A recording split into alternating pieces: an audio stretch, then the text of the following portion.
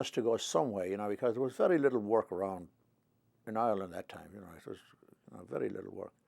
And it was either go to England or go to Australia or someplace, you know, like to get work.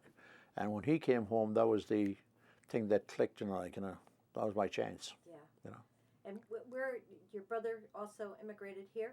No, my brother is in England. He was in England all the time. Yeah, Always in England. yeah, Okay. yeah. All right. Yeah. What what what'd you do for fun as a teenager? What'd you do when you were a teenager? What kind of stuff? My obsession was fox hunting. Fox hunting. Fox hunting, yeah. There was a group formed a fox hunt, much older. I was the youngest one in the whole thing, you know, but they came around where we lived one Sunday afternoon for hunting foxes. I started following them and stuff like this, and I liked it, you know.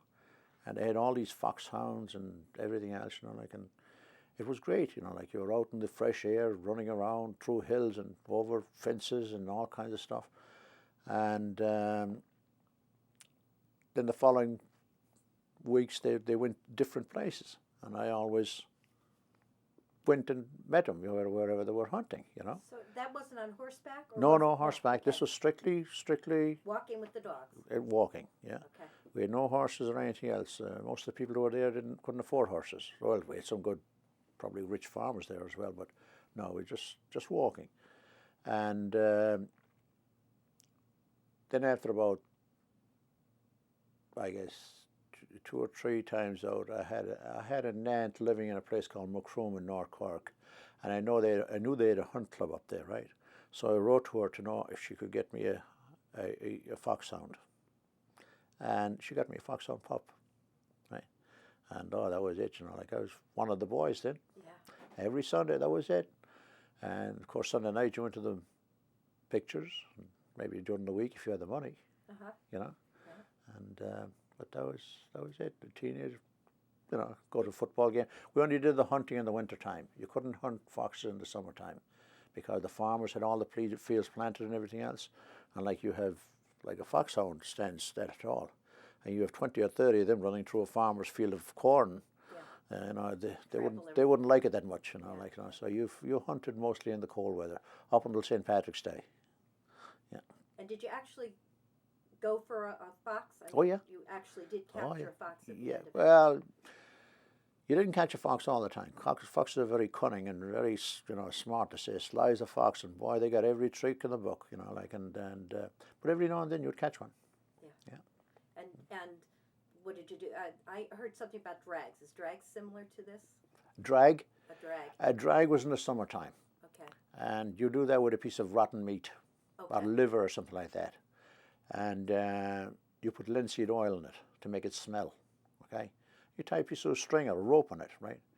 And two guys will start here, and they go like this, okay? Uh-huh. And they'd almost converge within 20 yards of each other. So then you release the dogs. The dogs would follow the scent all the way around, and right to the end. Whichever one came in first won the prize. All right. Yeah. Okay. So there was no capture of anything. Oh, there was no capture. No capture of anything. No. Yeah. Okay. But it was mostly the meat. Oh man, I remember. You'd run like hell to keep away from the smell of that thing. You weren't interested in that. Yeah, yeah. How long would a fox hunt last? How long do you? Sometimes it could last for hours. Sometimes it would last for 5 minutes. He'd go into a hole and something like that, or something. Especially along the ocean, he'd he'd go down the cliffs and go into a hole down the cliffs or something like that, and he was gone. That was it. Other times, if you got him out of his own territory where he didn't know where the dens were and stuff like this, he'd run for hours. And finally, they'd track him down, and he'd just collapse with exhaustion. Yeah. Yeah. So was it a captured fox that was just let loose? Yeah. No. No? No. We never did that. No. We very rarely captured a fox. We, like, you know, you go through the country and you had all these woods and stuff like this, and You just the, so they finally pick up the the foxhounds scent of would pick up the scent. They go right after him, follow him. Yeah. All right. So it could be there could be the scent of several, but one of them would be the unlucky one. Huh? Yeah, that's right. Yeah. They go out after. Okay. Tell me about dancing. Did you go to dances? Did you go to dance halls or anything? I was never much for dances.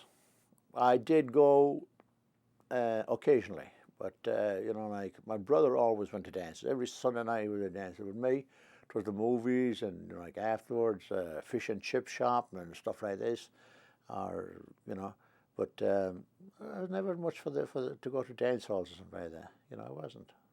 So how did you meet the girls? Oh well, meet them in the movie house and stuff like that. Don't worry, That's always a little. Especially when you're going to high school, you went to the high school, and right across the street from the high school was the convent where the girls went to school. So like it was very. The boys went to the Christian Brothers, the girls went to the nuns. What was it like going to Christian Brothers school? They were pretty tough. They were De La Salle brothers, and there was a few of them there that were pretty tough, and they were good teachers, and they had lay teachers as well, and they were very good teachers, gave you a good education. But some of them were, boy, I tell you, they didn't hesitate, give you a whack across the head with an open hand, or sometimes if you bent over, they give you the shoe in the butt. Oh yeah, they give it to you. Yeah. Did you have to have bad crimes to get that kind of treatment, or? Yeah. And then to hear about the nuns even were worse with the girls. They used to really belt the hell out of the girls. Yeah. So, but you had your lunch break so that you kind of get to see the girls during your lunch break? I was going home in the evening and stuff like this, and we'd be all traveling riding the bicycle home, and they'd be some of them going the same direction and stuff like this. So you'd get to meet people that way. Oh yeah. Yeah. Oh, yeah. Okay. How important was the church in the community? The church, I guess the church was very important. It played back then the church is much better than, much different from what it is today. Today they're a lot more, the priests are a lot more lenient and stuff like that. Back then the priest controlled everything, if you didn't show up at Mass on 2 Sundays in a row or something like that, they were at your house, why, and they were very domineering and very strict about things. It, controlled, especially women's lives, if a woman got married and if she didn't have a baby within a year, the priest went to the house to know what was wrong, what's going on here, and they did stuff like that, and they were always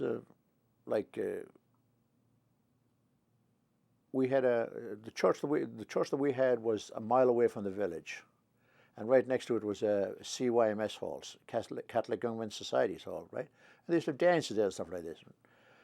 And we had one priest used to be watching, guys and girls and stuff like this, and he'd go after them, that's not right, like you're doing stuff like that, like he was really playing God. Today they have a priest over there. He's a Donegal man, and he actually encourages stuff like that.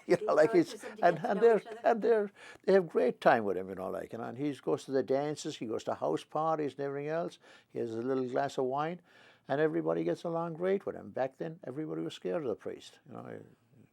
Hello, Father. And that was it. That was about the end of the conversation. So there was. Did the priest come out? Would he come out and do masses at the house? Yeah, the stations. Yeah, I still do that. Yeah. Okay. Yeah, my sister had it last year. Okay. Yeah. What's that like? That was back then. It was great because they'd had the mass maybe about my uncle, where my mother lived. My uncle had the farm where my mother was born. Our brother had the farm, and he had a great big house with a great big kitchen. And it was ideal for having the stations because they'd have the mass and then they'd have the breakfast afterwards.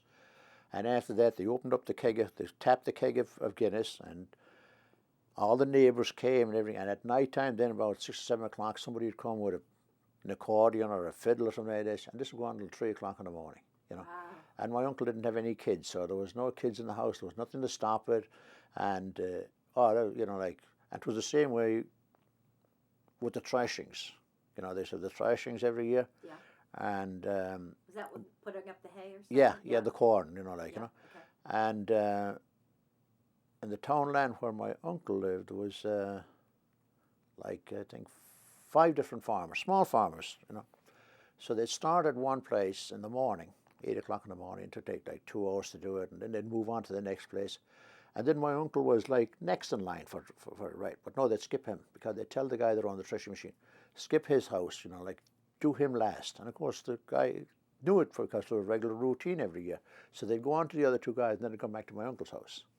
And his thrashing would wind up probably about 8 o'clock at night time. So then they'd go in for a meal and everything else, and somebody would suggest, well, what about if we had a little bit of a party, you know? Because all the other farmers around the area had kids, so they'd be disrupting everybody. So with my uncle, there was no, he said, go ahead, you know, like, and they'd send away for somebody, so they'd go take up a collection, they'd send for another keg of beer, and they'd send somebody for somebody with music, and they'd let the party commence. Oh yeah, yeah.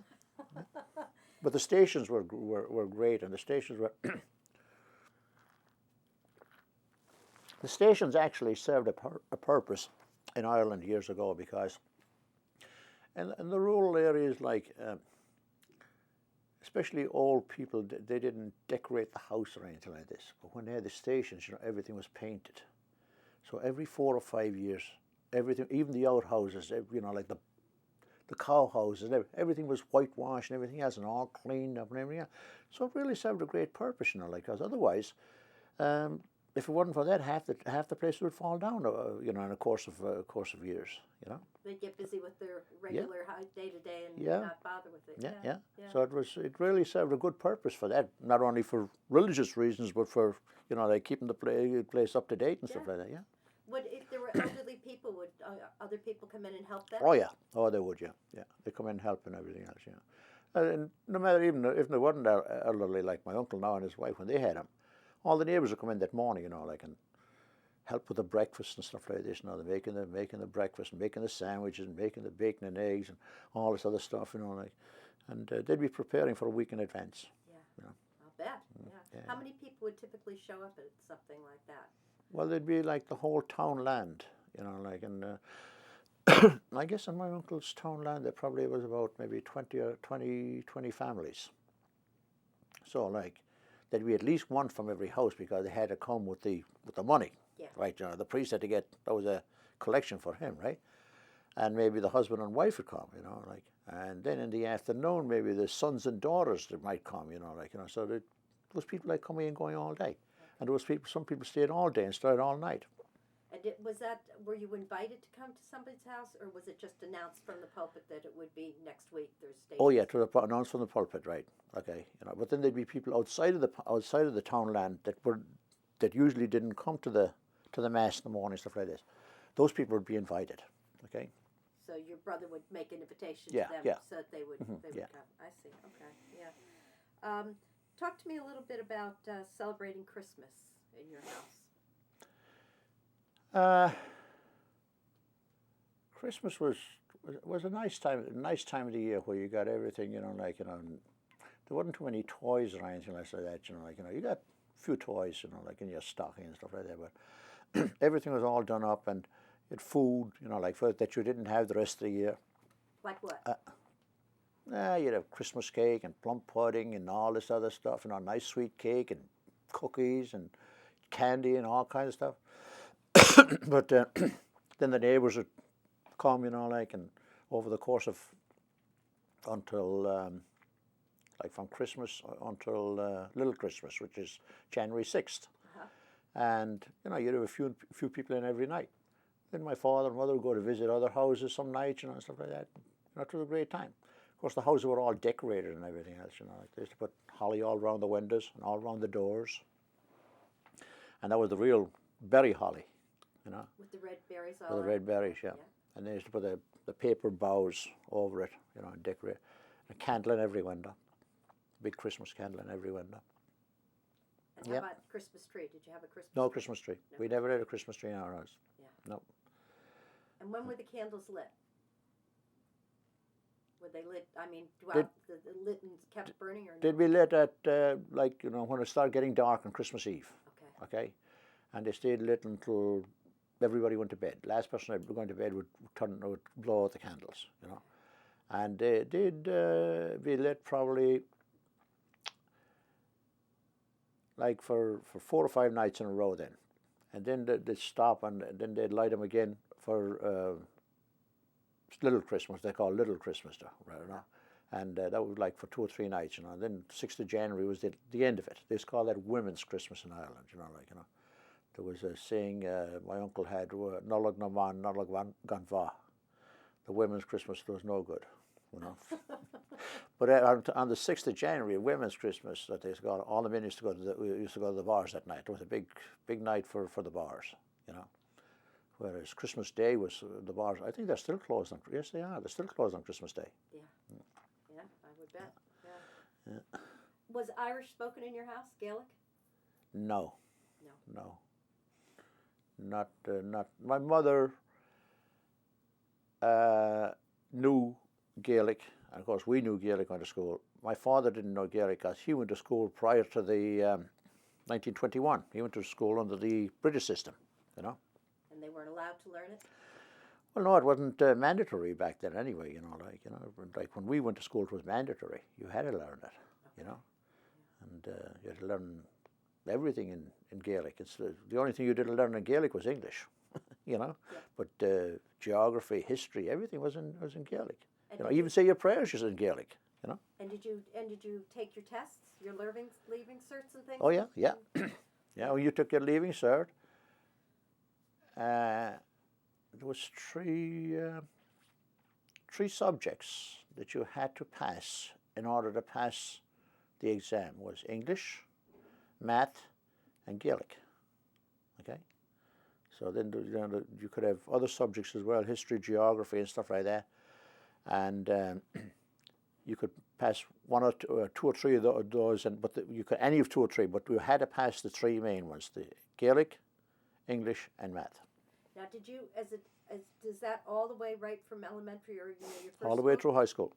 And all the way through, you had those three subjects before yes. You could go on to the next That's phase? Right. Yep. And so the first test was taken when you were what age to decide if you could go to secondary school? Maybe probably about 13. Okay. Probably about 13.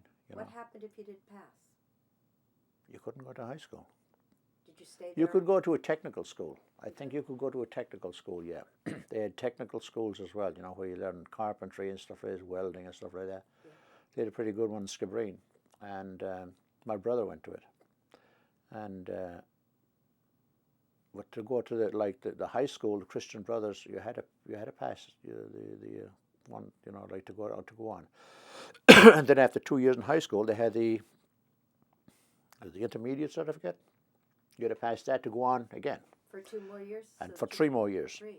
And then 13 years of school instead of 12? Yeah, the high school was 5 years. Okay. Okay? Mm-hmm. So then you did the leaving cert, and then you had to pass that